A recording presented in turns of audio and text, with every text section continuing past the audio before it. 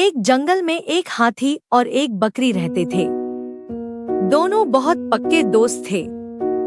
दोनों साथ में मिलकर हर दिन खाने की तलाश करते और साथ में ही खाते थे। एक दिन दोनों खाने की तलाश में अपने जंगल से बहुत दूर निकल गए। वहां उन्हें एक तालाब दिखाई दिया। उसी तालाब के किनारे एक बेर का पेड़ था। बेर का पेड़ देखकर हाथी और बकरी बहुत खुश हुए। वह दोनों बेर के पेड़ के पास गए।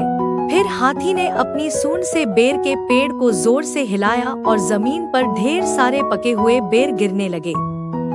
बकरी जल्दी जल्दी गिरे हुए बेरों को इकट्ठा करने लगी।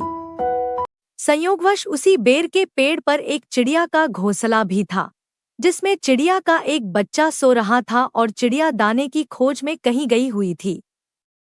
बेर का पेड़ जोर से हिलाने के कारण चिड़िया का बच्चा घोंसले से बाहर तालाब में गिर पड़ा और डूबने चिड़िया के बच्चे को डूबता हुआ देखकर उसे बचाने के लिए बकरी तालाब में कूद गई।